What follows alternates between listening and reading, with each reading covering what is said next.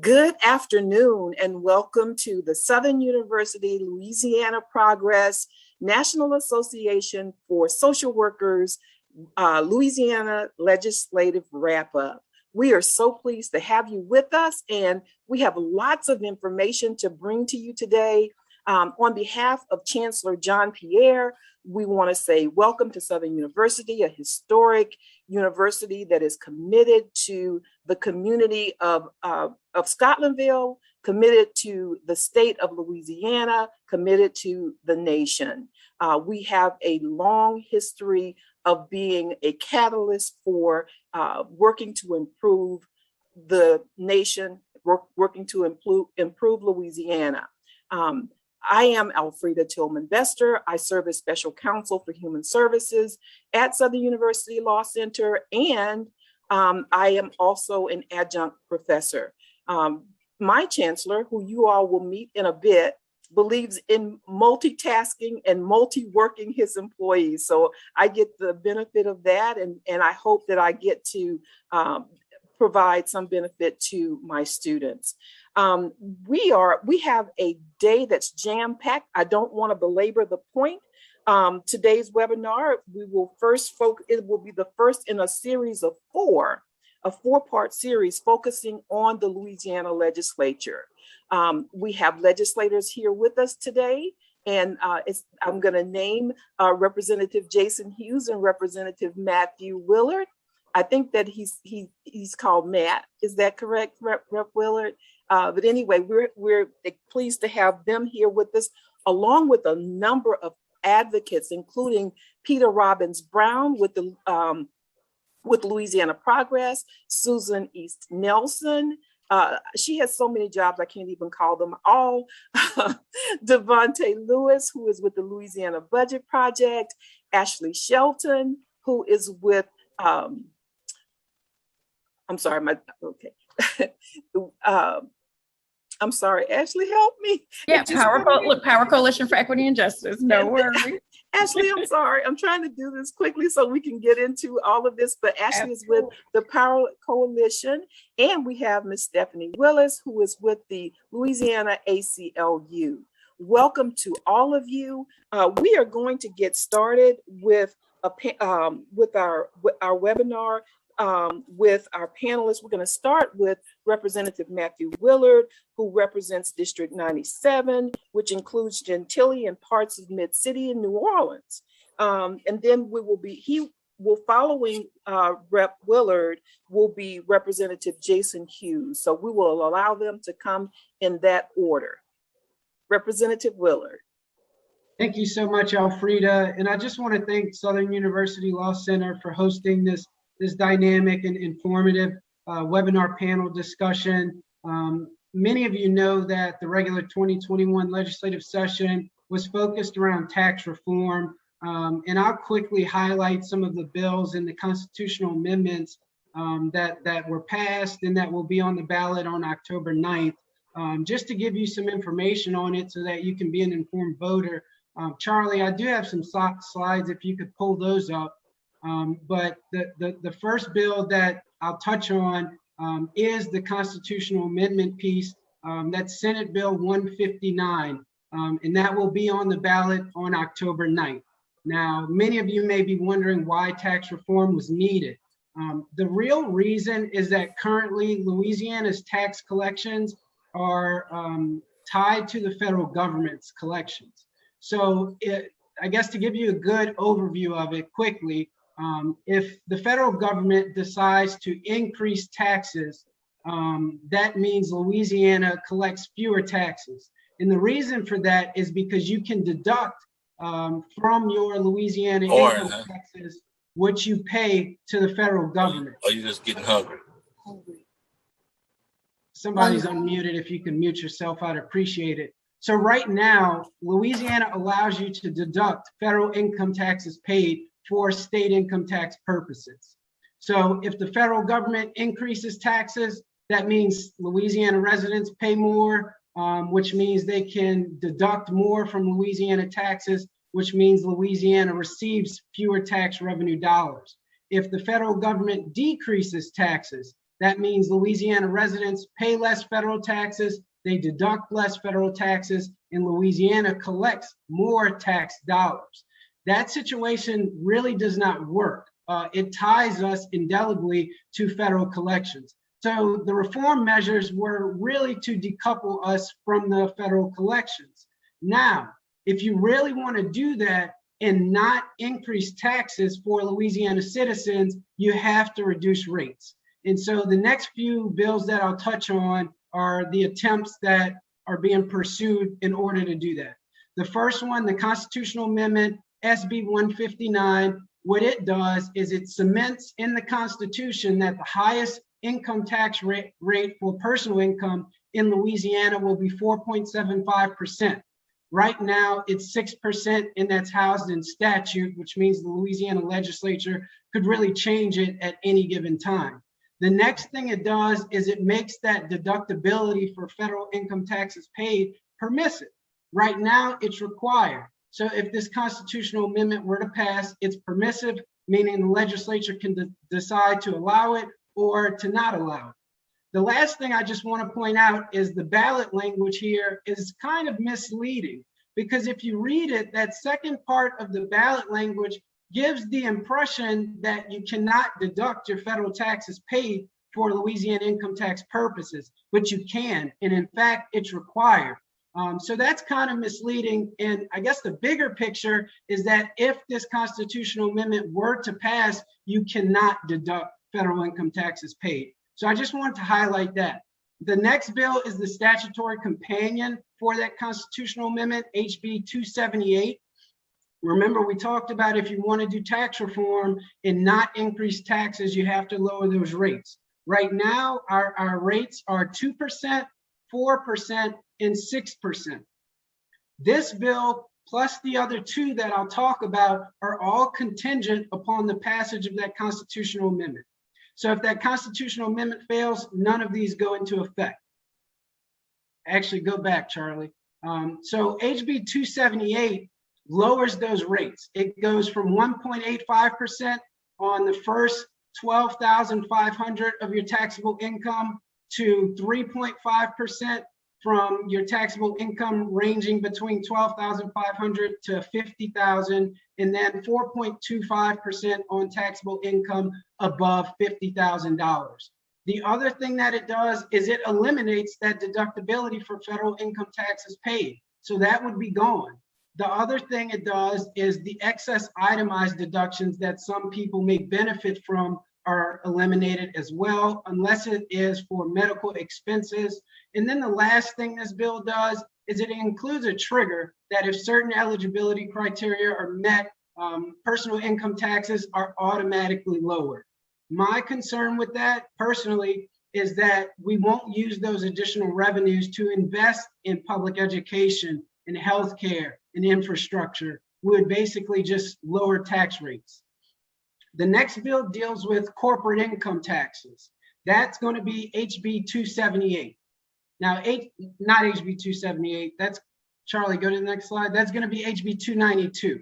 And just like with personal income taxes, for corporate income taxes, you can deduct the federal taxes paid as well. So HB 292 eliminates that deductibility, but again, you have to lower rates if you don't want to increase taxes. So right now, we actually have 5 different corporate income tax rates. We're going to go to 3 rates, and those rates are going to be 3.5% on your first 50,000 on taxable income, 5.5% for your taxable income between 50,000 to 150,000, and then 7.5% on taxable income above $150,000. There's also some changes in the way that S corporations are taxed. And those are similar to the personal income tax rates. And so those rates, those new rates would be 1.8%, 3.5%, and 4.25%. And then the last piece that ties these bills together is the corporate franchise tax. Essentially, the corporate franchise tax is an additional tax that Louisiana businesses pay to do business in Louisiana. There's actually bipartisan support to remove the corporate income tax, the corporate franchise tax, but the way to go about it isn't so agreeable upon. So I do want to point out that this bill that came to us on final passage out of conference committee was very different from the bill that we originally voted on that passed unanimously. So as it stands right now, if that constitutional amendment were to pass, the taxable income for businesses with revenues under $300,000 would pay no franchise tax. For revenues above $300,000, the rate is reduced. Previously, you were paying $3 for every $1,000 above $300,000, and that rate will go to $2.75. This bill also includes one of those triggers, which again would prevent us from investing additional revenues into healthcare, infrastructure, public education, mental health, etc. And then the last bill is related to the state and local Streamline Sales and Use Tax Commission. Currently, right now, if you're a business operating in Louisiana, you have to remit sales and use taxes to different parishes separately. So if you're doing business in 50 parishes, you have to remit payments to 50 parishes separately. It's even worse if you actually go through an auditing process, because in theory, you could be under a simultaneous audit with 50 different parishes. That would be 50 different auditing processes, which would require additional staff and resources. So if HB 199 passes, it'll be on the ballot in October. So if it passes, the parish governments are removed from that situation, and it's centralized through a statewide commission. This commission would be responsible for collecting sales and use taxes. They would also be responsible for initiating the audit process, although local governments would have the option to participate in those audits. I do want to highlight just a couple of concerns that local governments had with this bill. The first part is that there's no statutory companion. So a lot of people thought that this was putting the cart before the horse. So there's no guidelines, there's no regulations on how this commission would operate, and local governments had concern with that. Also, since local governments are the collectors and the remitters of the sales and use taxes, they collect a percentage for doing this work.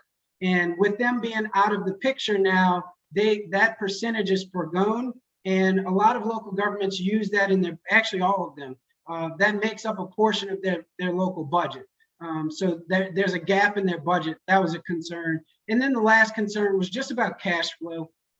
If you have a state commission doing this, how quickly, how efficiently can they process these files and remit those sales and use tax payments to the different taxing entities throughout the state in our 64 parishes. So that's tax reform in a nutshell. I tried to do it as quickly as I can. If you have any questions, please drop them in the chat. Thank you. Thank you so much, Representative Willard. Next, we're going to have Representative Jason Hughes, also from New Orleans, District 100, which includes most of New Orleans East.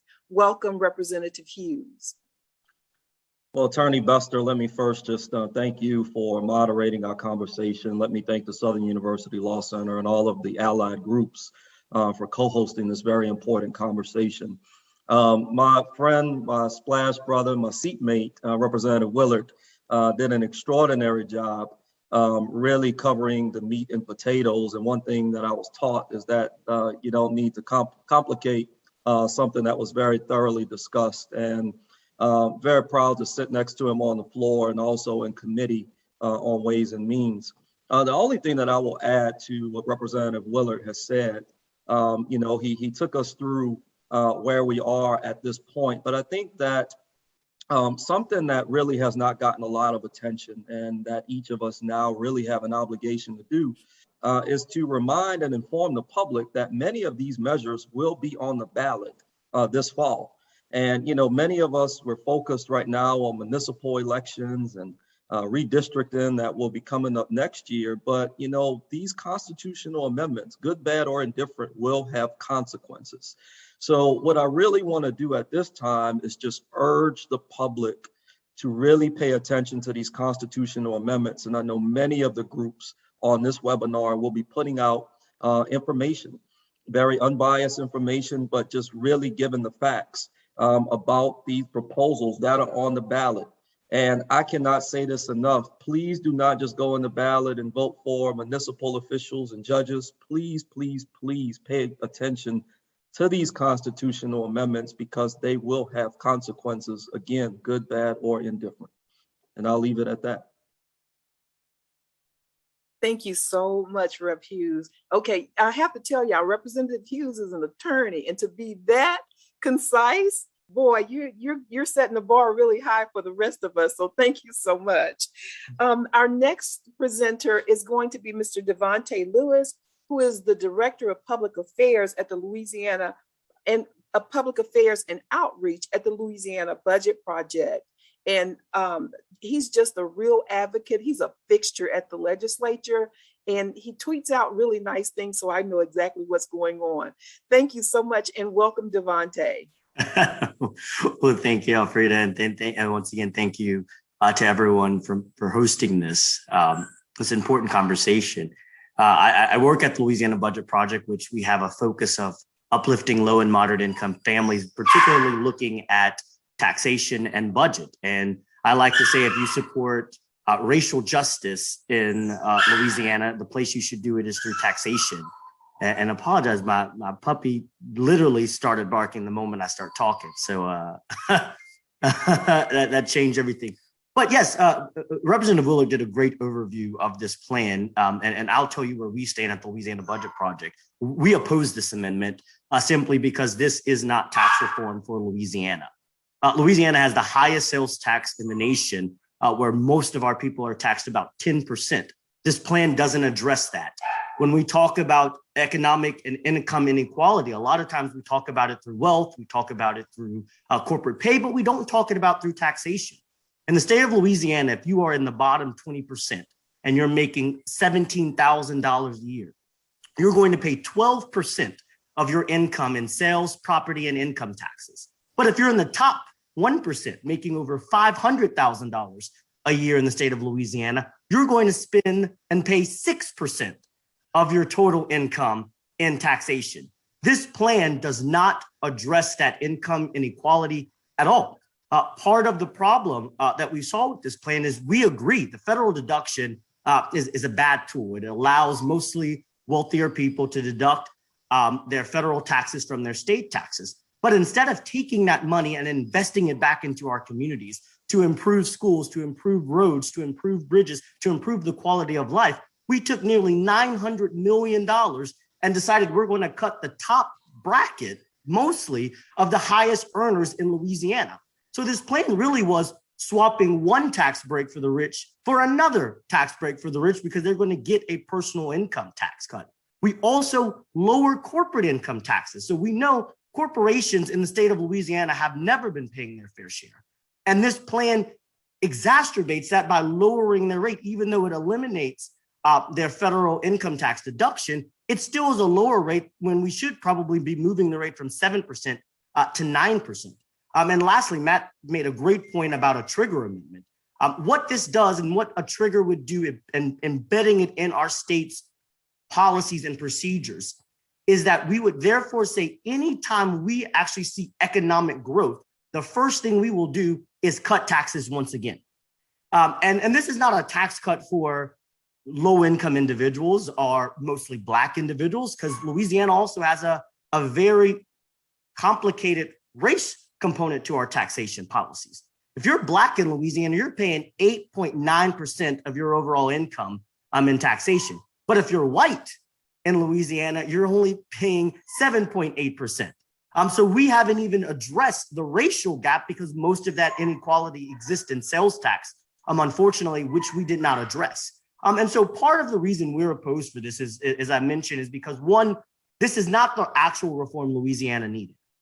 We needed to raise taxation on our top earners, but we're going to enshrine a tax cut in the Constitution for those individuals. And we did not address the problems that really face Louisiana, which is economic and racial justice. So I'm going to drop in the chat one of our latest reports about who pays, so you can see exactly who is paying taxes in Louisiana and who would benefit from this proposed amendment, and who actually will not see any benefits from this proposed amendment. So that is why Even though we are appreciative of the work on the Fed deduction, the Louisiana Budget Project stands opposed to this overall deal because it's not the reform we really needed for Louisiana's people. Thank you so much, Davante. And for those of you who wanted to hear more of this, please stay tuned, because at the end, we're going to have all of our panelists to give some additional comments and things that they wanted to say that they didn't have an opportunity to say. So thank you so much, Davante.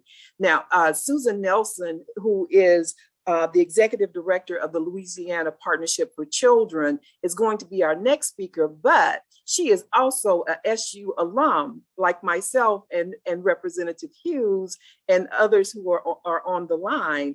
But our chancellor has joined us, and I would be remiss if I did not allow him an opportunity to say hello to you and to give you some words of wisdom. I will also add that my chancellor, who is now my boss, was also my professor. Well, thank you, and good afternoon, everyone. I see some great people like Representative Jason Hughes, who is my latest law school graduate project. I've been recruiting him for how long now, Jason? 10 years, right? Well over a decade. Well over a decade. And I could have had you graduated by now for all the time I've been recruiting you, right? Well, first of all, I want to thank you all for joining with us. And I want to thank Alfreda Tillman-Bester, who has really been leading us and pushing us to look at a lot of different issues.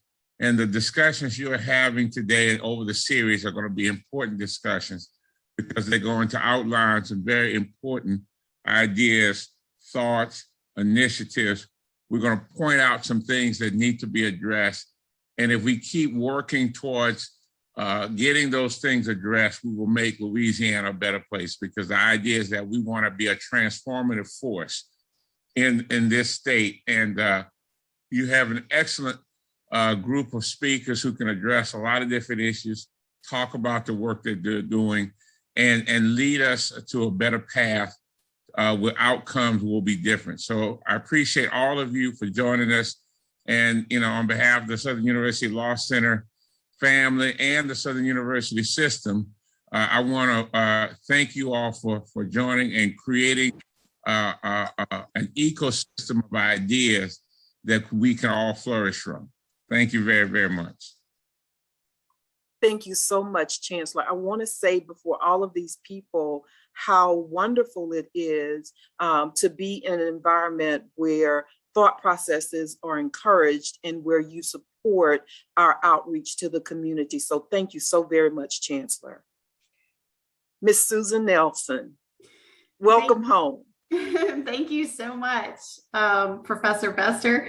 And thank you to the Chancellor. You know, 10 years ago yesterday, I started my first class at Southern University Law Center.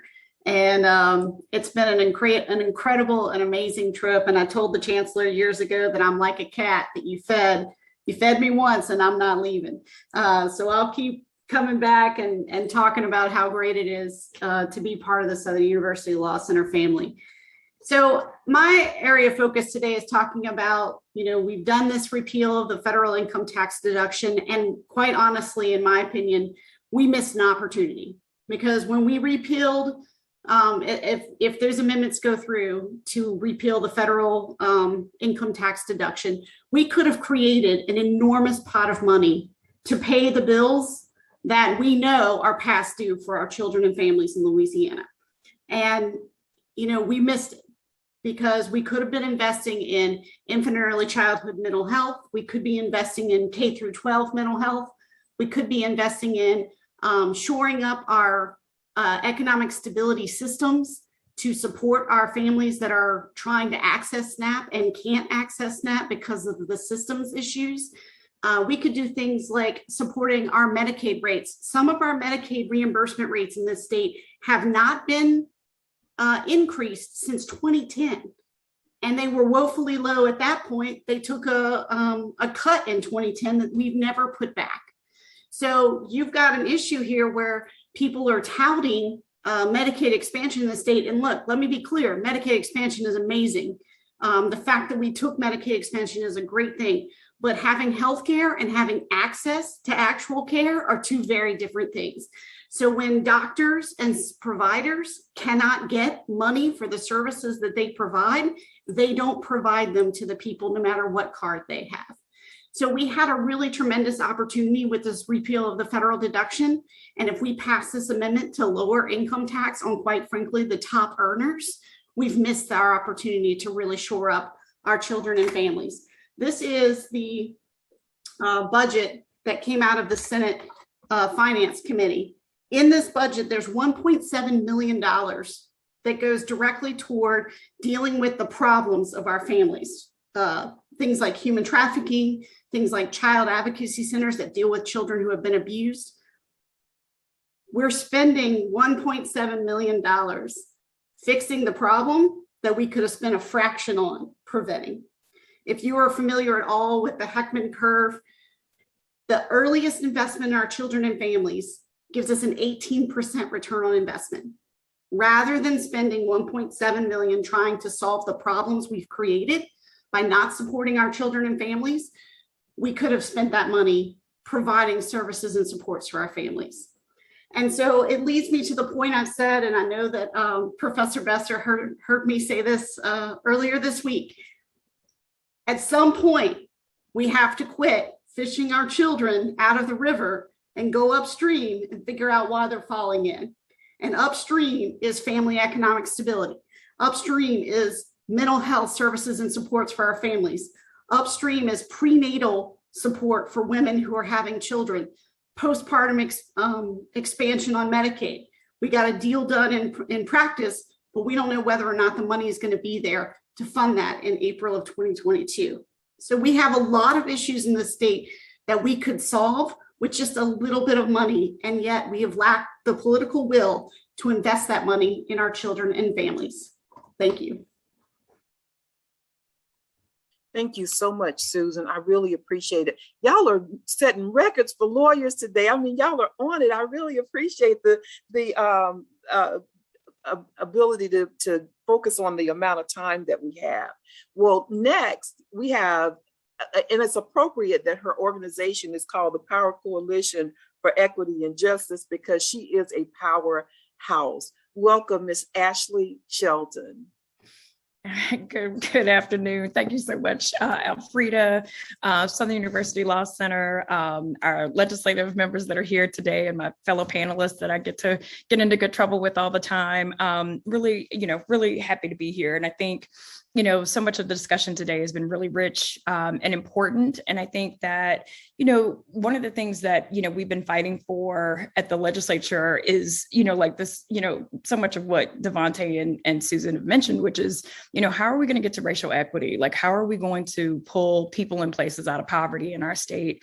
And what that looks like is, ending this never ending cycle of criminalization and poverty. And so, as we look at this budget, the tax reform piece, we are in line with the budget project, and certainly we'll be putting out some pieces that just blatantly describe to community what it does if you vote yes or no. But also too, I think that we also are excited to stand with the budget project around around actually not supporting this constitutional amendment because it's revenue neutral for the most part, and when you're a poor state, it doesn't do anything for many of the issues that Susan just mentioned and several of the ones that all of the ones that Devonta mentioned as well. And so, as we think about, tax reform, there's still work to be done. And what we hear when we do our listening sessions, we've got a series of them coming up every single year that, that folks are hurting. And then certainly on the other side of, I shouldn't even say on the other side, on the other side of COVID, but now in the midst of Delta variant, our communities are looking for a way to be able to survive. And we've just ended unemployment benefits. We know jobs have not come back. Not every business has come back. And so, we've got some challenges that face us. And so not having real revenue opportunities for our state is not the direction, that we feel like responds to what we hear when we're in communities across the state on a daily basis. And so I didn't know if you wanted me to move into Elfrida, move into the veto session discussion, but happy to also move there. But I didn't want to get ahead of myself. Absolutely. Just go for it. So, I think one of the things that was really important about the veto session, we haven't had one. I mean, it's like the first one, historically, since the Constitution was rewritten. And so I think at the end of the day, this was a really important moment for us as a state. And Power Coalition, we felt like one of the things that we've appreciated is that, this governor is constitutionally extremely powerful, meaning that he does have single line item veto. And it's really important that for the issues that we fight for every single day, that if those issues come before his desk and they don't make sense or they're not the right thing for the people of this state, that he can use that veto power. And so this veto session represented a threat to the governor's ability to do what he knows probably better than anyone, what's really happening in our state and in our cities and communities throughout Louisiana. And so this veto session also had implications for redistricting. So we've got redistricting in the new year coming up in 2022. And so this idea of being able to have the power to overturn his veto also too was a test for that, I believe. But let me get to the important issues that were the center of this veto session. One was anti-youth trans legislation that really targeted the most vulnerable youth in our communities. And, one, it was a false bill because the state sports association for Louisiana already has such rigorous criteria for any trans youth to be able to play sports in our state in the first place, that it didn't even make sense for us to legislate this in any way. We also know, again, that these are our most vulnerable youth in our state, and we have to be able to protect our children, and for them to bring this, kind of, partisan rhetoric into the state of Louisiana as we're fighting so many different issues was problematic. And so we were really excited to work with many of the folks here and all of the partners that anchor the Power Coalition table to be able to send out emails. We have a system called One Click, and so we just bombarded legislators around the state around saying that we cannot continue to make our children, vulnerable, and we can't continue to make them the least, the thing that we don't protect the most, and it just had to stop. And so we were excited. I mean, it's unfortunate that one of the things is like it's fortunate that the bill they were not able to overturn his veto, but it was only. But it only passed by 2 votes, right? So we still got work to do. We still got education to do with our our legislative body about why it's important to protect our children and not to get caught up in the national rhetoric of the party, or parties, or or whatever that is. And then also too the economic potential, economic impact of so not only are you making our children vulnerable, but then you're also putting into play all of these other dominoes that fall when we've seen these other communities take such blatant measures to harm the LGBTQ community. And so I think we're really proud of our work around the veto session. Certainly permitless concealed carry was also extremely concerning. We had also thousands of folks that took advantage of that one click and hit the button and just said, we are here for rights, right? And gun rights in particular, but, we also have to have reason, especially given the fact that, gun violence is on the rise, throughout this country. And I think that too, certainly exacerbated by, COVID-19. And so for us, that was really, really important to be able to sustain the governor's veto, especially as we move into redistricting and other special sessions that will probably come up as the federal infrastructure bill money starts to flow, as well as making sure as more ARPA money. Let me stop using all these acronyms.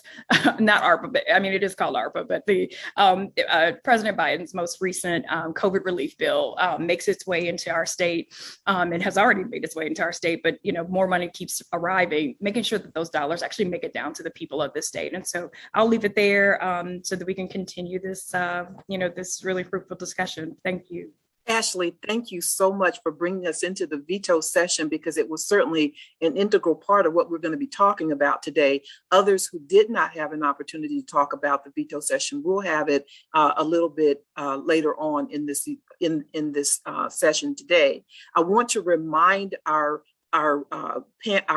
participants that this session is slated for CEUs for social workers, as well as CLEs for lawyers. So if you will send me your name and your bar number in the chat that just says for panelists and speakers, that way it'll be private, and we'll make sure that you get the credits that we promised you. The other thing is, remember that we do have an opportunity for Q&A.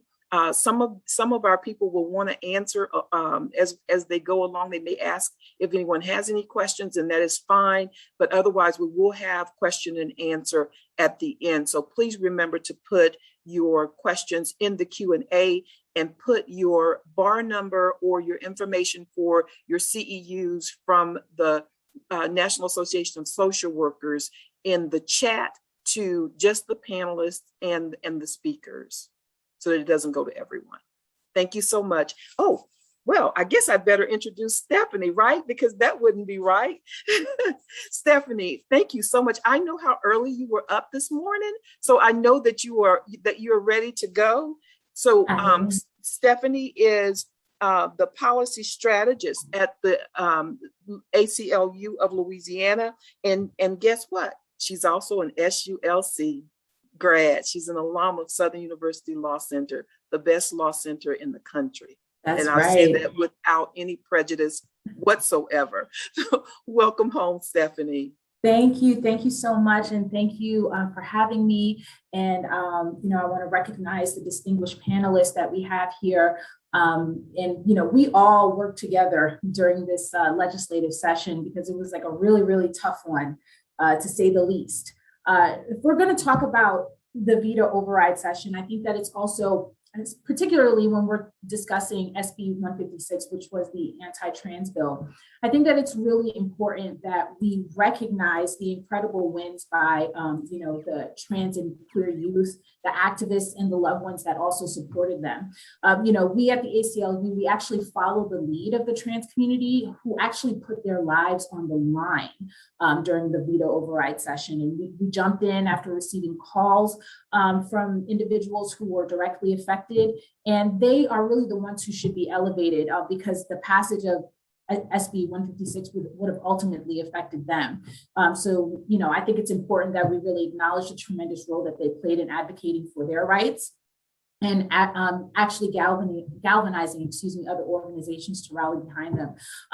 Also, if I can also recognize Representative Jason Hughes, not saying that nobody else here is important, because I love all of you, but he really took a stance, especially on the day in which a lot of the trans youth came out to the Capitol to protect their rights. And so I just want to give him a big up during this panel. So thanks so much, Representative Hughes, for that. But if I can, there's of course the general point that the anti-trans bill was horrible and it was discriminatory, and of course we need to recognize that.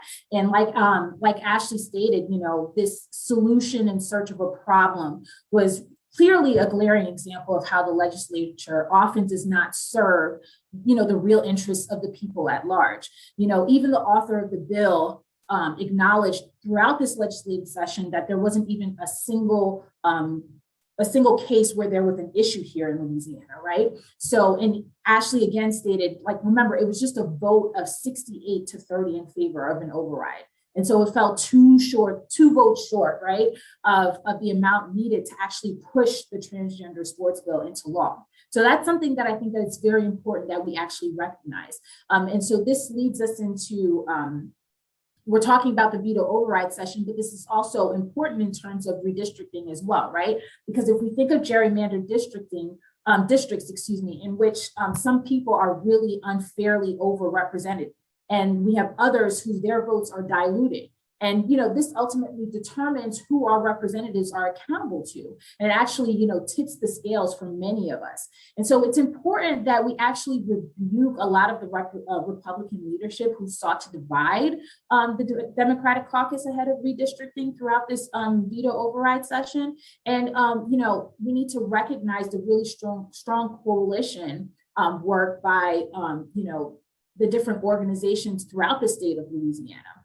Because it's important that we remember that no one should be made to defend their fundamental right to dignity, especially youths, kids, and who are especially not grown adult, like who they're not even grown adults yet, and they're being bullied, just because someone doesn't like the way that they choose to live their lives.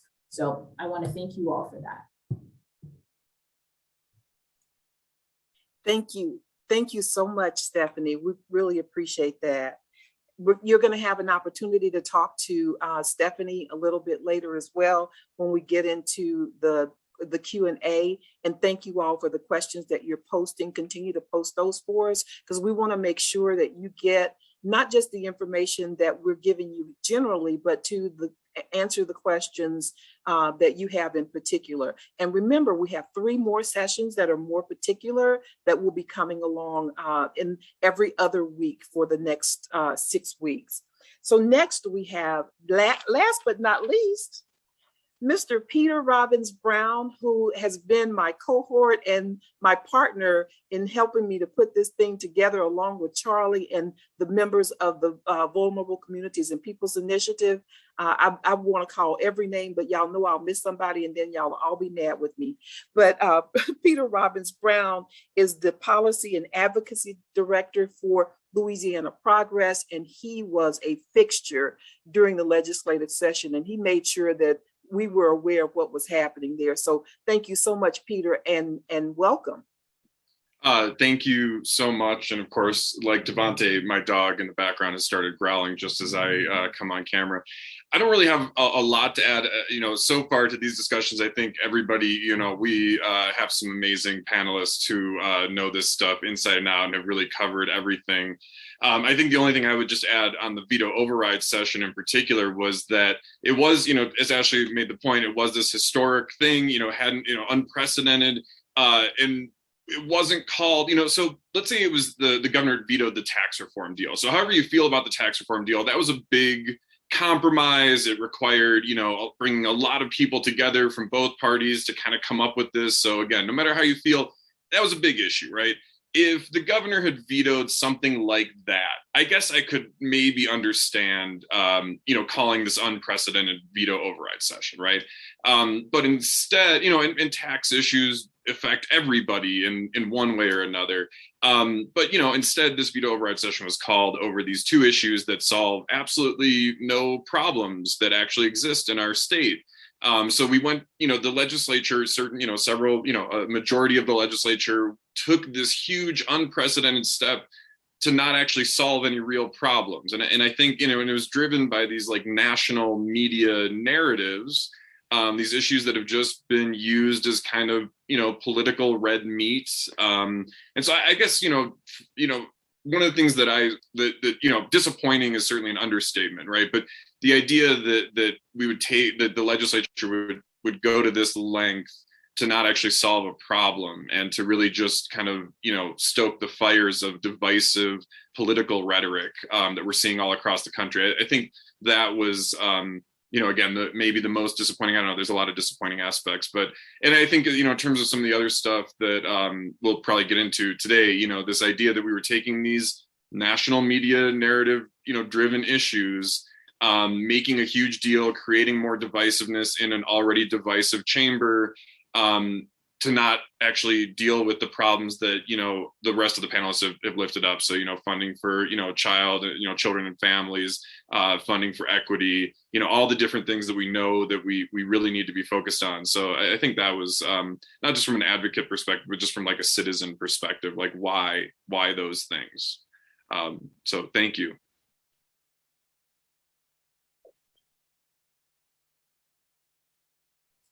Thank you so much, Peter. We appreciate it. Very good report. So we have some questions. Charlie's going to help me with those. Charlie, would you come and read the first one for us? The first question? Yeah. So if the constitutional amendment does not pass, what are the solutions to the taxing problems that currently impact citizens of Louisiana, especially those who are financially struggling and who pay the bulk of taxes, beyond the veto of the governor, if it does pass? Rep. Willard, you want to start us off with that one? Yeah, I think I understand the question. So if it doesn't pass on the ballot on October 9th, none of the bills that I talked about earlier would go into effect. So basically, we would be in the same position we are today, which means we have an opportunity to actually do tax reform comprehensively in a manner that would best serve the people of Louisiana.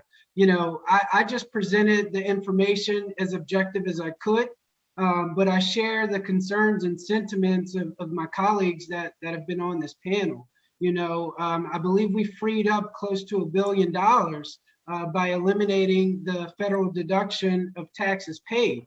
You know, we freed up about $1 billion, but then we gave those $1 billion back through lower rates instead of investing in critical areas that Louisiana needs. We tried to implement a child tax credit. We tried to increase the amount of the earned income tax credit match.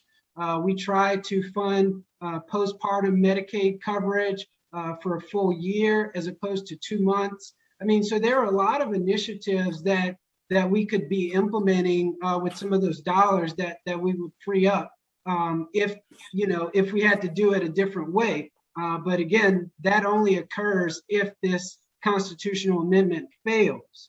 The governor has no authority at this point.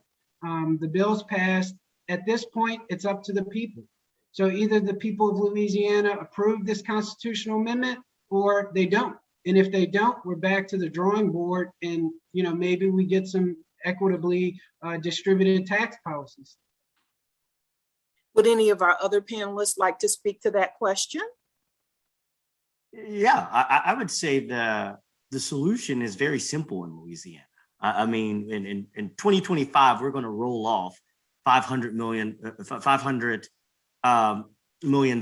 from the sales tax. And that's going to be a big debate. And we should not, and I think we have to be very clear about this, whoever the governor is, and to my two friends who I hope are still in the legislature in 25, we cannot keep sales taxing our way to prosperity in the state of Louisiana.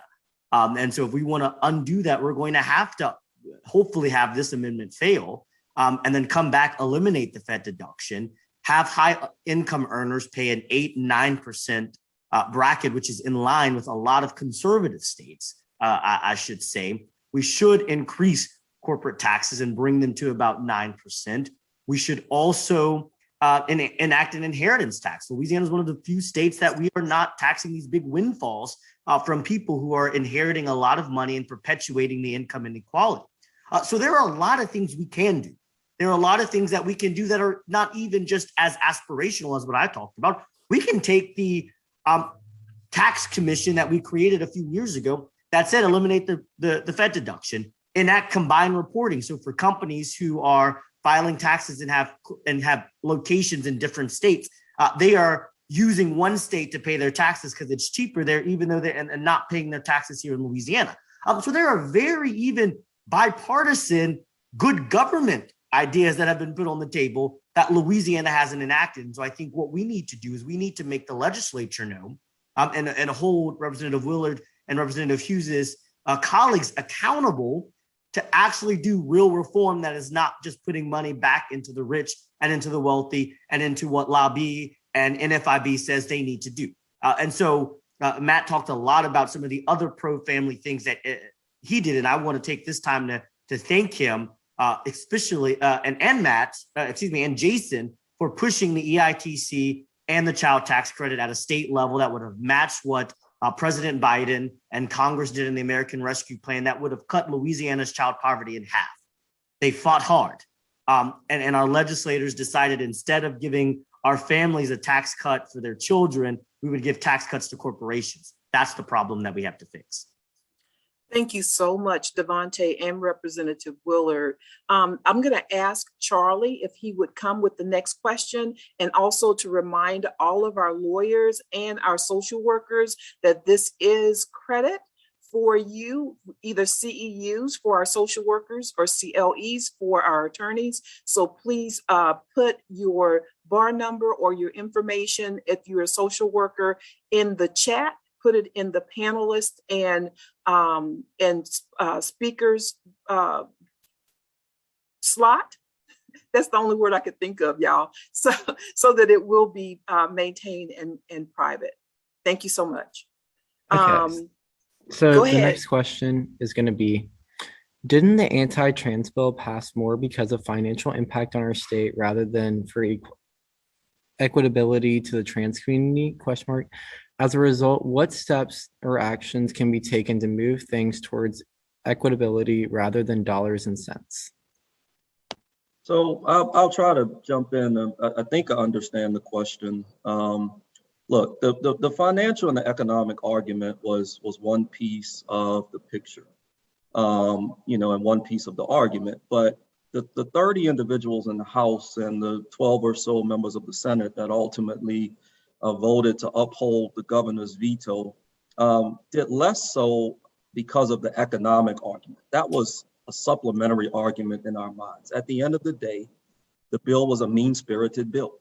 Ashley put it best. This was an attack on literally some of the most vulnerable children in our state. Now, let me just say this, and let me put this on record, because politics is becoming so mean-spirited and so divisive.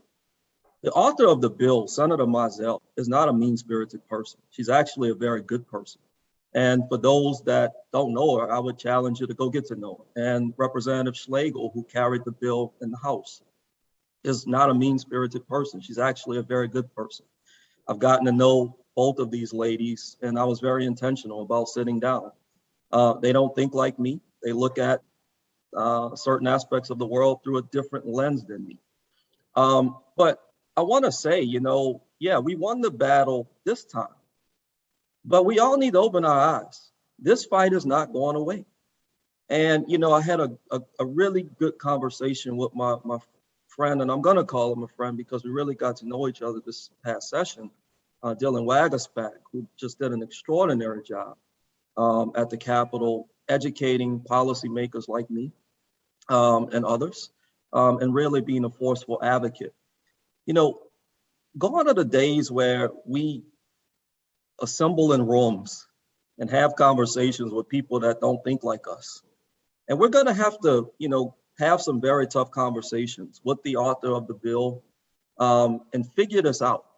Because the last thing that I want for the next 2 years is that this conversation dominate the discussion at the Capitol.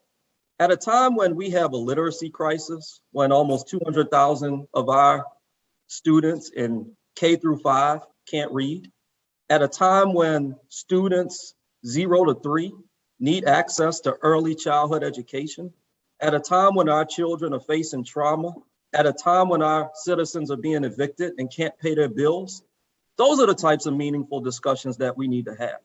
So we have to figure this out. We have to educate our policymakers, on why the bill, why the attack on our trans youth was so harmful. And I do think that we can help many of my colleagues, hopefully, look at this through a different lens. But to answer the question, I think the economic component was supplementary. Let me just speak for me. Whether the NCAA or anybody else was going to pull out, I could care less. The reason that I opposed the bill consistently throughout the process is because it was a divisive, hateful, mean-spirited bill. And any legislation that is mean-spirited, I'm going to vote against. Thank you so much for that, Representative Hughes. Ashley has her hand up and she's really chomping at the bit right there. So let me get her to come in and talk with us, Ashley. Sure. No, and I mean, one, I agree with everything that Representative Hughes said, and I think that one of the things, both about that bill and also to Dylan's question, right, is that, like we do have an issue about, like helping our legislature really see and understand the communities that they represent. I mean, I think that, we forget folks win an election. That doesn't mean that they know everything and every person and every issue in the communities that they represent. And so oftentimes they're not talking to or meeting the LGBTQ leaders in their community, or they're, again, we see time and time again that some of this legislative body has no understanding of how families have to move in our state if they live in poverty, right? There's just no understanding because it's just not their experience, right? And so I think that we have to do some real work around making sure that and the Power Coalition is certainly dedicated to that work of making sure that we're engaging our citizens and engaging their elected leaders. Because I think that, if there's no pressure, right, if there's no reason that they have to stand down or walk away from some of these issues, because again, it's personal, right? Like if you know somebody, if you can put a name and a face to it, then they walk away. And I think Dylan asked an additional question about, part of the problem as well is that, constituents don't get involved because they don't see themselves. And so, we do have more work to do around building our progressive bench.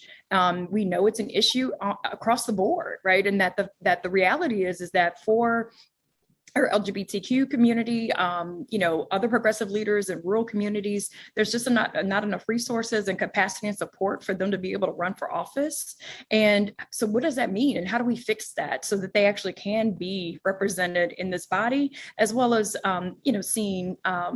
see themselves represented in the space at the Capitol? And so I do think that we've got work to do, and, just welcome, and again, work with all the folks that are already here on this panel to really, continue to think about and push through. And so on the C4 side, this is a C3 nonpartisan panel. So I just will acknowledge that, on the C4 side, where we can be a little bit more political, we are absolutely thinking about how we can address the issues faced by, folks that want to get involved and want to think about being elected, but just have so many hurdles in front of them. And so, I think both of those questions were critically important, and we've got more work to do to engage. And I just also want to, echo Stephanie and just, celebrate, Dylan and the hard work that was done to center this issue on the people part of the equation. And even if folks voted for the economic reason, the humanity of the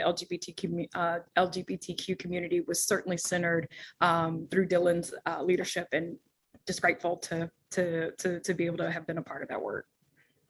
Thank you so much for that, Ashley. I think that the chancellor will appreciate, I was in his tax class, so he will appreciate if I say that both the 03, 501c3 and the 501c4 both allow education. And so we appreciate that opportunity. So here, this is what we're doing, and we're trying to educate our public. One of the things that was put in the chat, it always happens. Somebody put something in the chat that they meant to put in the Q&A, but someone put in the chat that there were always concerns about the language of the constitutional amendments that come before the people and not being able to understand it. And so we try to do a lot of education around those issues. And there are a number of organizations that put out information. Not everyone is the same. So monitor the Southern University Law Center, especially the Vulnerable Communities and People's Initiative. We'll make sure that we get you information about those things that are coming before the people as a vote. I'm going to go. I got my panel is excited right now, so I'm going to go first to Susan. She had her name up first, and then I'll go to Peter, and then to Stephanie. Yeah, thank you, Elfrida. I think one of the things that hasn't been talked about much during this past legislative session, certainly during the veto session, but in the overall climate right now, is that we're living in a post-fact world.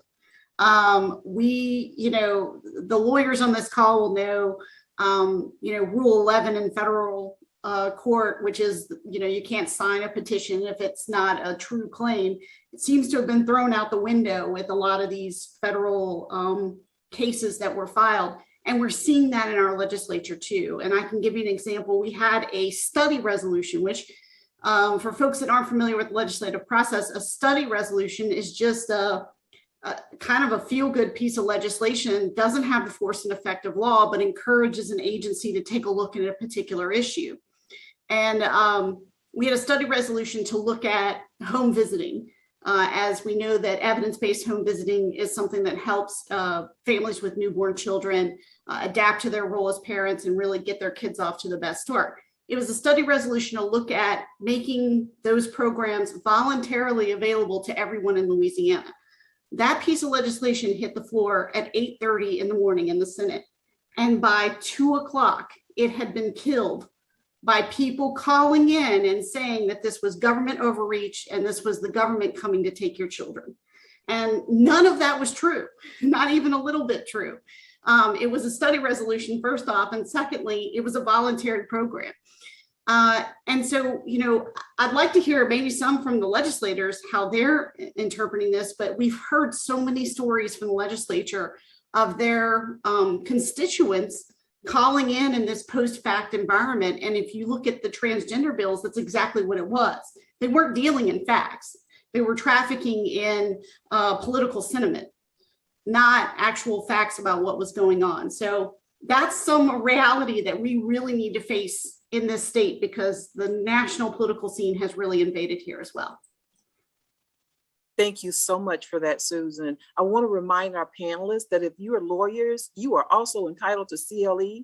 I will be claiming mine. And so please be sure and include your name and your bar number in the chat where it talks, where the line is for those of us who are panelists and speakers. Thank you so much. Peter, you had your hand up. Yeah, I just wanted to address one of the questions that was in the Q&A, but I think it speaks to something that we're kind of talking about in general here. There's an anonymous question asking Rep. Hughes if the trans bill was mean-spirited, as he indicated, and, you know, if Senator Mizell is a good person carrying this bill. You know, I think there's sort of a question that I've heard from a lot of people over time about, you know, how could, you know, you're saying this is a good person, but they're doing this bad thing, or, you know, the you know, seeming hypocrisy or contradictions there. And, you know, one of the interesting things that I would say I've learned from being an organizer and an advocate, you know, and where I was before I kind of got into this, was I did think that, you know, legislators were, you know, sometimes this, you know, kind of up on high, or they, you know, kind of knew everything and were just doing evil things if I disagreed with them, or, you know, they were good, you know. And what you find when you start to meet legislators, you're getting to, you know, see Rep. Willard and Rep. Hughes, they are actually real people who are complex and full of contradictions, just like, you know, even, you know, just like we, you know, everybody you know is.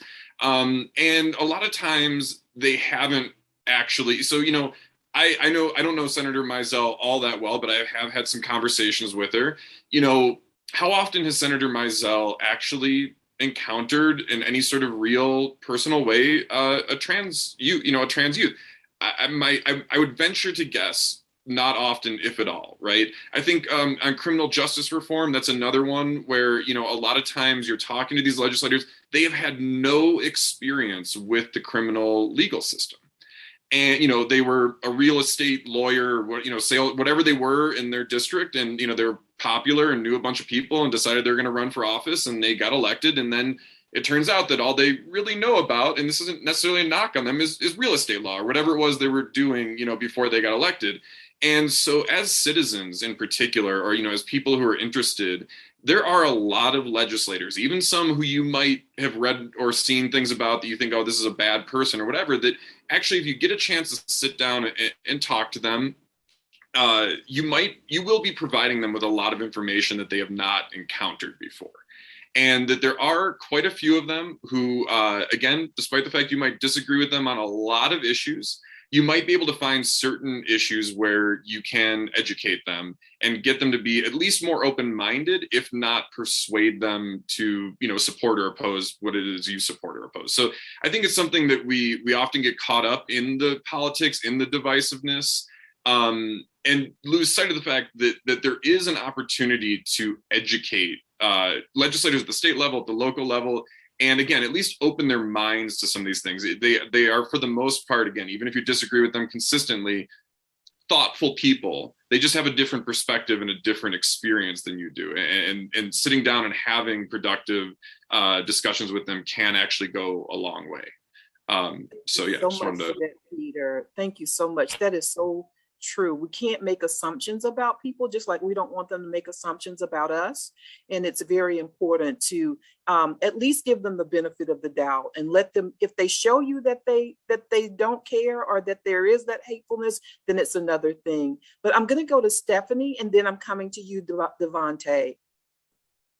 Thank you. Just really quickly, Valerie, I know that you asked a question regarding, confusion when reading certain bills. That happens to all of us, even if you are a lawyer. I've been practicing for 10 plus years now, and sometimes I still get caught up in reading a bill. And sometimes it's unintentional, sometimes it is intentional. So that, individuals who are reading the bill, they are confused by what they're reading. But I did want to say that, that shouldn't, discourage you from continuing to read them and continuing to analyze them on your own, informing an opinion for yourself. Another thing that I wanted to also lift up is throughout the legislative session, and I believe that we're going to do it again, the ACLU of Louisiana had a forum called Work the Ledge. And within that forum, what we did was we went through, priority bills that would be important for some like individuals who are in our membership and, just at large, and just broke down the bills for individuals who are attending the forum. And so if you'd like, I would be more than happy to, send you the information that we received from, that we displayed to a lot of the individuals during that forum, just to help you out. And the next time that we have that forum again, I'd be more than happy to include you in that. Thank you so much, Stephanie. A lot of you have been asking about the PowerPoints that were shared and the information with the links that were shared in the chat, and we will provide those to you after the event. If you are registered, you will receive that information. Thanks so much for asking for that. Devonta. Yeah, I think this has been a great conversation with everyone up here as a friend, and that's just not saying that in the typical presentation way. We actually are friends and talk to each other. And the summary that we kind of take at the budget project, and I tell people the kind of the conversation that Peter was having, and then what Stephanie talked about is when we're engaging, I'm often reminded that I think a lot of times the world is a lot more nuanced than we give it credit for. That there's this assumption that everything is either good, bad, nice, evil, and it's a little bit more complex. That evil people do great things and nice people do bad things, and recognizing that. But one of the ways you engage, and kind of going to Stephanie's point, is, and that I tell people, is always acknowledge someone's intent, because that's the one thing I cannot know for certain. I don't know your intent. I don't know what's in your heart, but I can challenge your impact. So if your intent is to protect young girls, I can challenge, does this legislation actually protect young girls? Is that what it's doing?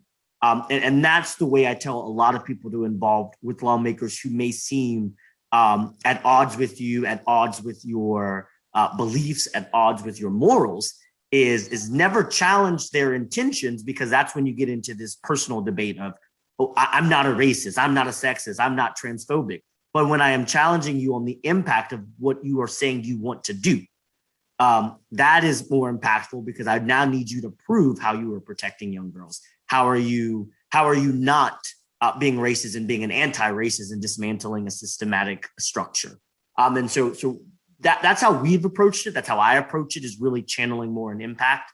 But back to the complications of bills, I think this is why we tell people to get involved and get engaged, and why we push legislators to get engaged. I saw Jim had a question about holding people accountable. And one of the things that we have done with a few members on this is we've created scorecards. And we said, we're going to show the people how you vote. And because I think oftentimes accountability, we think about it in one sector. We only think about accountability and holding someone's feet to the fire when they've done something wrong. But it's also about uplifting people when they do great things. So Matt knows that when he pushed a CTC and fair chance in hiring, we're holding him accountable by saying thank you and bringing other colleagues to do exactly what he's doing.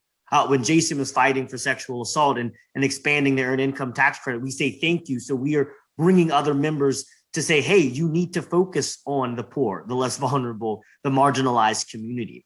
And so when we do that kind of accountability, I think it puts pressure on lawmakers from both sectors to really be responsive and make sure that legislation is responsive to the needs. And so proactive legislators are what we need. And that's why we need community to be on them, because I like to say, if there's apathy in the chamber, there's apathy in the community. But when we see legislators fighting for what we know is right, what we know is just, and what we know is fair, you're going to see that engagement from community members, and they're going to put pressure on them. So that's why I say accountability and impact is probably the most important thing we can take from everything that we've talked about today. Wow. We're going to take one more question, and I'm going to ask Charlie if he would read that for me. Just one more question, and then y'all won't believe it, but we're almost out of time, and I want to have an opportunity to allow all of our panelists to have some closing remarks. So Charlie, one more question. Okay.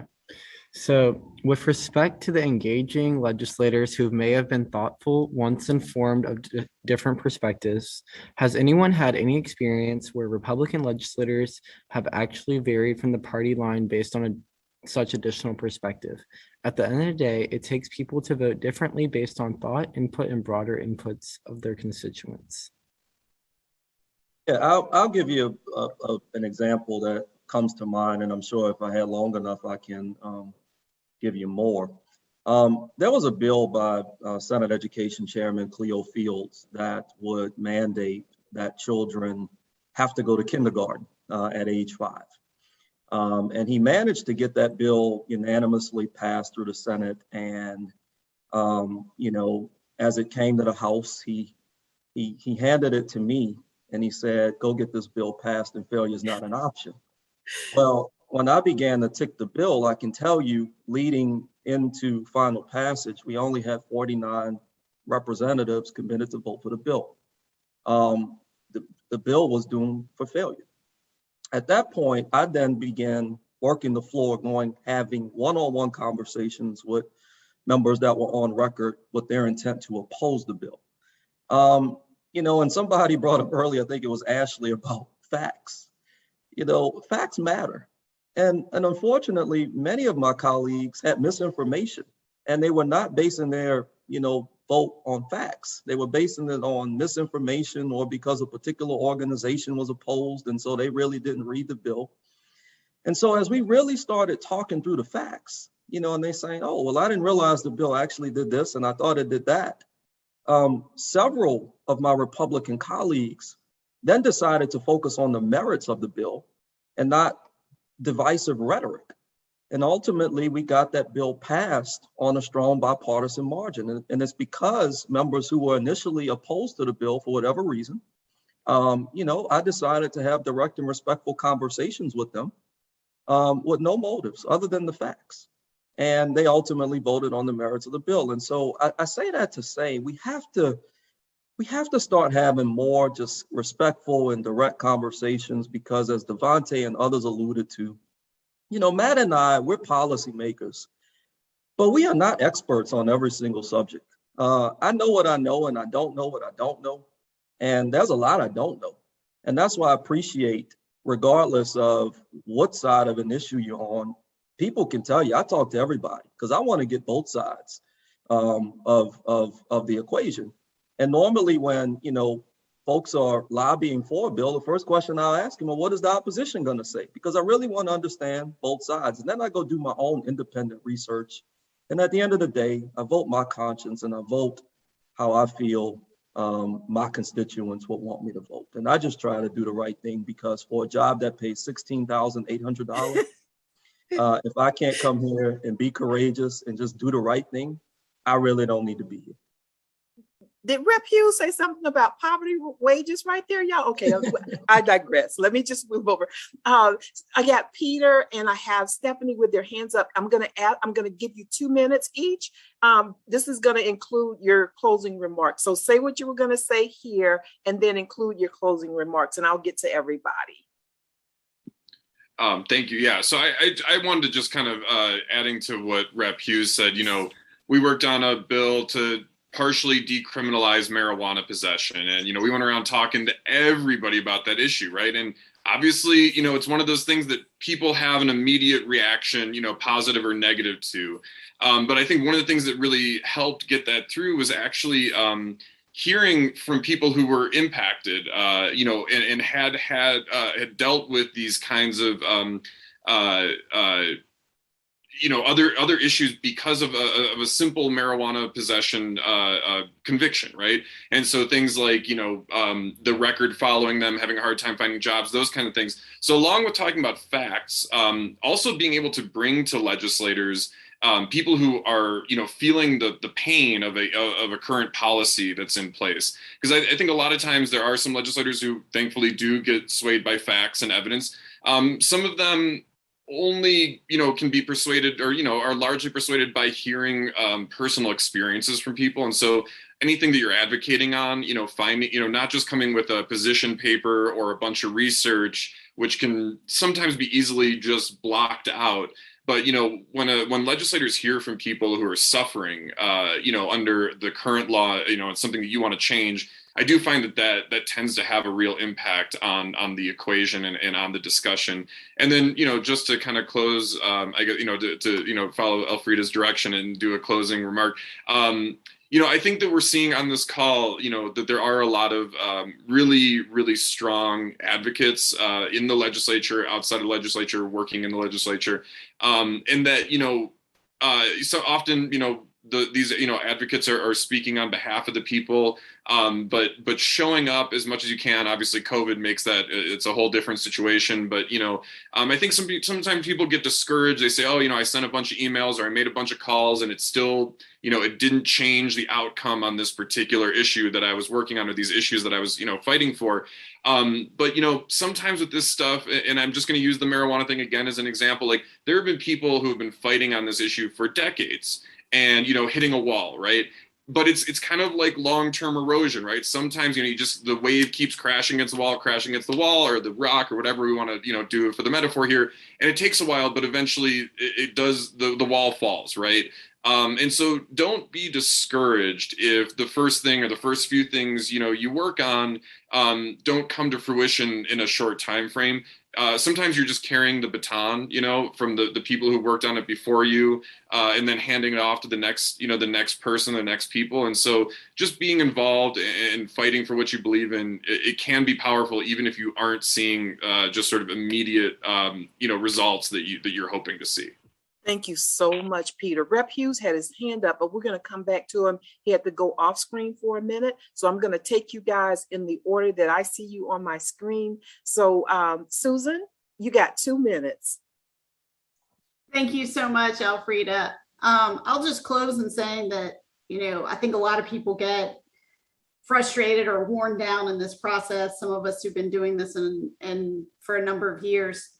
Every year we move the needle just a little bit better, just a little bit more in the direction of equity, in the direction of supporting our children and families. So don't give up. And I think there's those of us who've been here, back in the dark days, the 8 years that preceded Governor John Bel Edwards' term, where we saw a lot of things happen and a lot of things get cut and a lot of really worthwhile programs disappear. We're starting to bring those back. We're starting to rebuild from that. So, but it takes time, and it takes people who are willing to invest, and it takes people who are willing to call their legislators and talk with them and say, we demand this.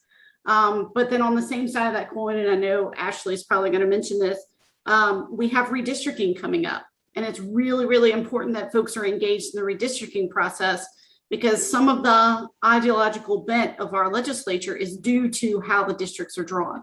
So we need to really focus, again, as constituents, telling our legislators that they expect a fair and scientific redistricting, and not one that's based on partisan interest or a certain ideal. So just keep working, keep engaged, and part of it is being part of these type of symposiums like we're here today. Thank you. Thank you so much, Susan. Ashley, you're up. Well, again, thank you for this opportunity to be on the panel today. This has been a rich discussion. And, I think that one of the, Susan said exactly what I was going to say, which is one, if you look at this over time, we really are making progress. And, there were a lot of articles that came out that just talked about, how much we lost this legislative session. But for the communities that are historically disenfranchised in this state, we actually won some historical things.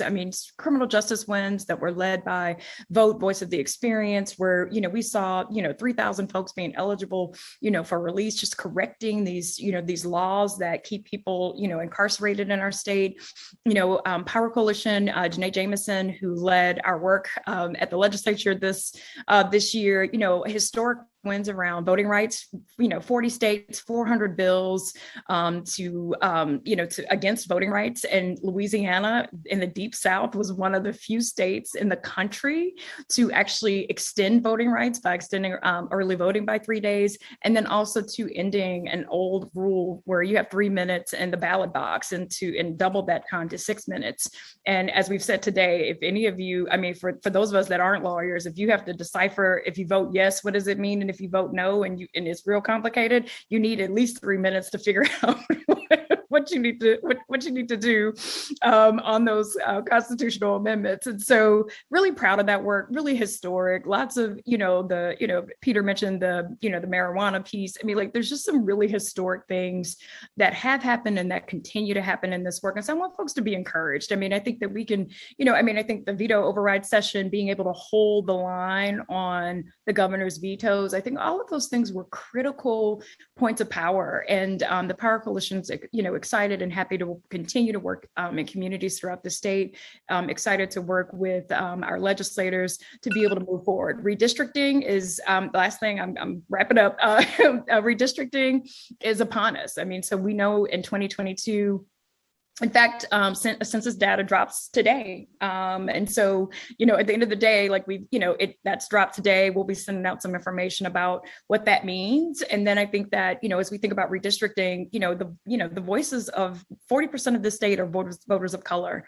And if we neuter their voices through gerrymandering, then that's why some of these conversations we have in the legislature are so frustrating, because it's not a true representation of the voices of people in our communities. And so get involved. This is not just legislators, or by constitution, they will be redistricting this state, but they can't do it without the voice and support of community. And so get involved. We'll be having more crowd academies and coffee chats if you want to start slow and getting involved in redistricting. But I just welcome you to go to powercoalition.org and engage in redistricting and lots of other resources. I dropped our legislative tracker as well as our legislative wrap up, but always here along with Devonta and Peter and many others to share lots of capacity and support for people getting engaged. Thank you so much, Ashley. So much information to share. That's why you have to come back to the next 3 sessions. There is much information to share, and I hope that all of our panelists will come back and be with us as well.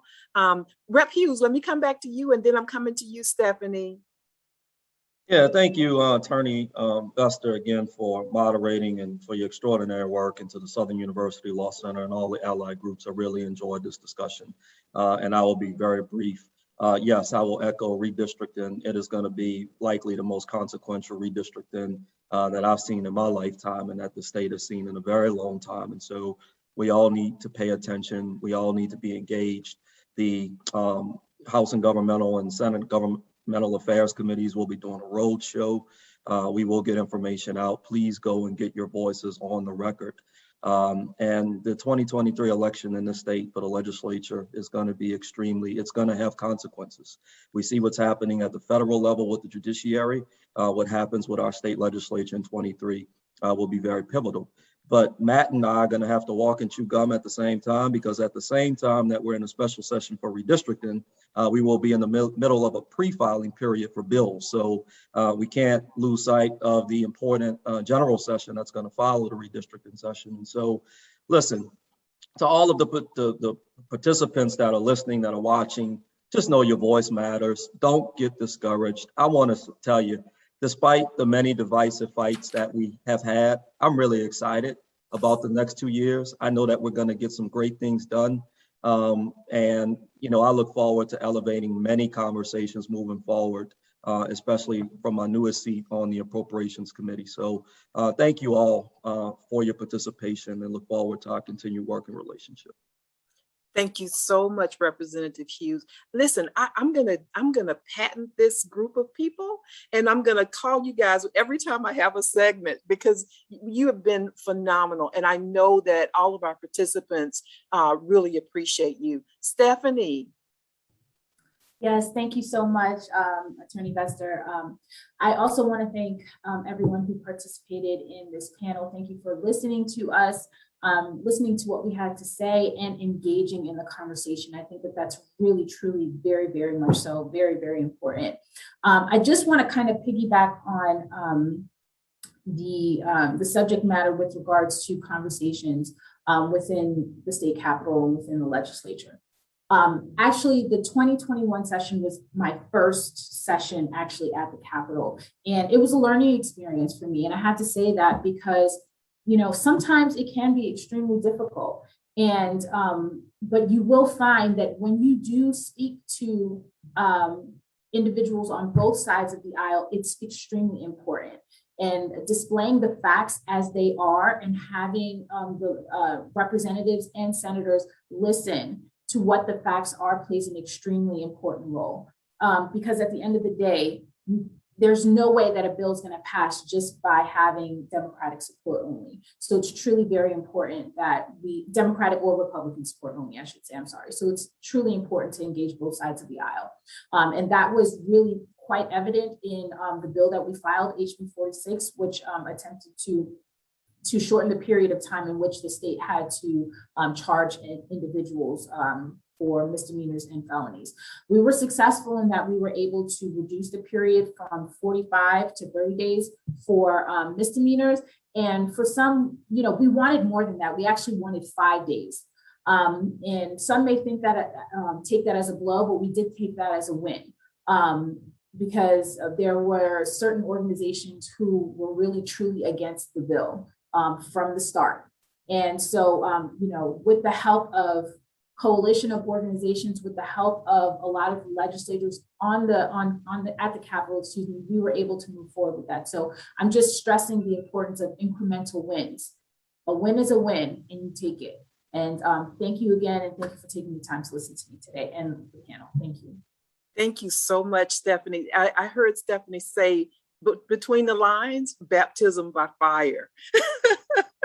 Thank you so much. Representative Willard. Thank you, Alfreda. Yeah, baptism by fire. That's kind of how Jason and I navigated the legislative process. We entered the legislature in the midst of COVID.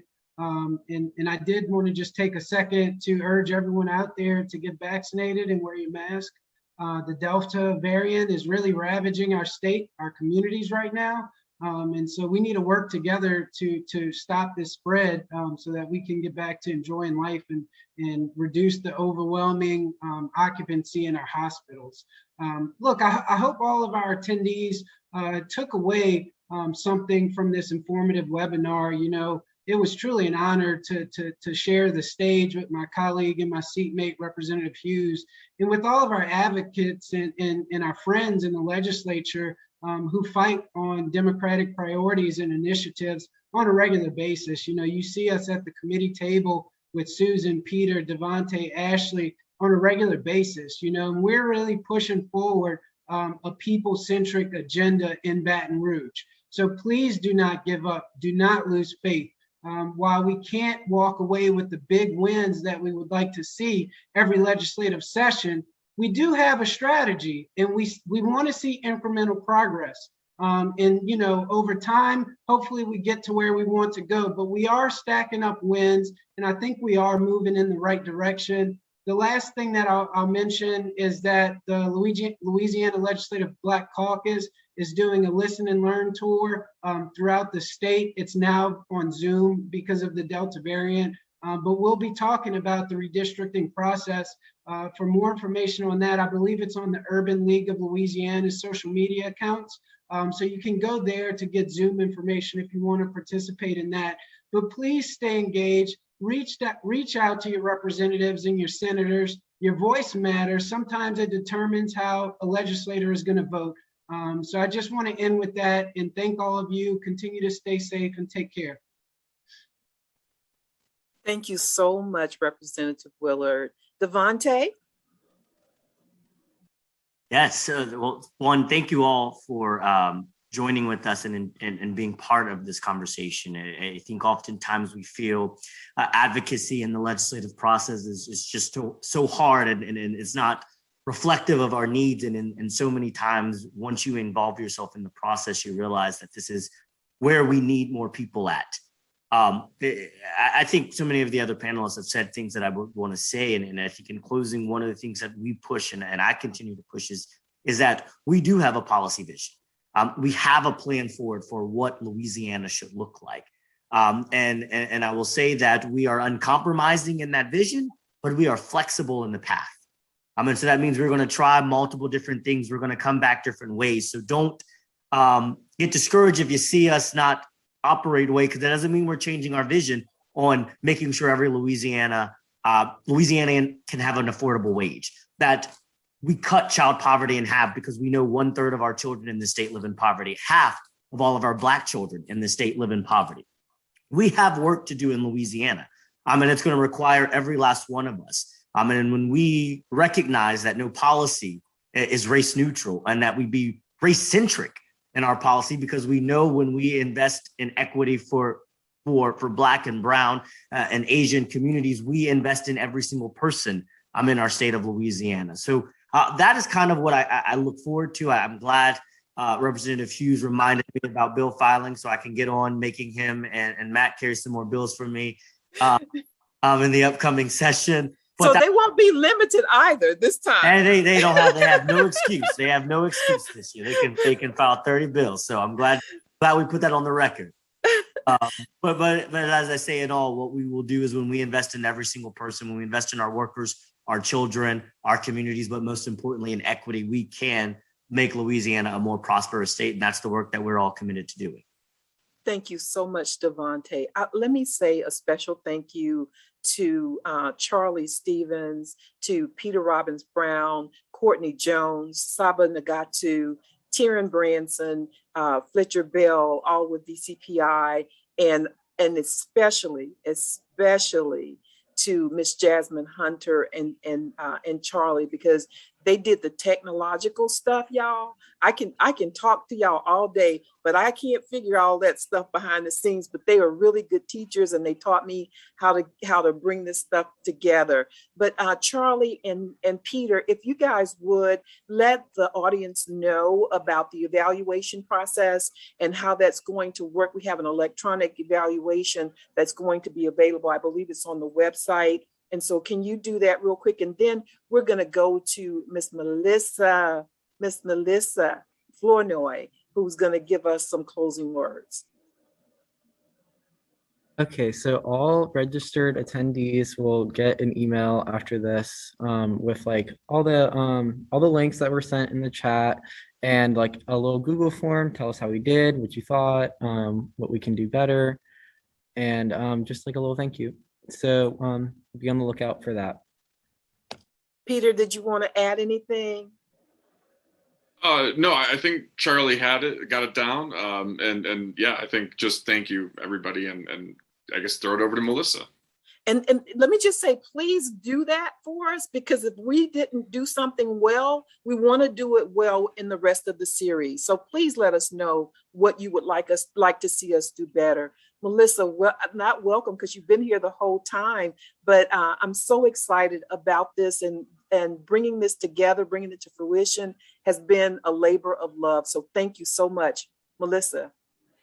Well, thank you, Elfrida, and thank you to the staff at Southern and all the advocates and organizations that are represented today.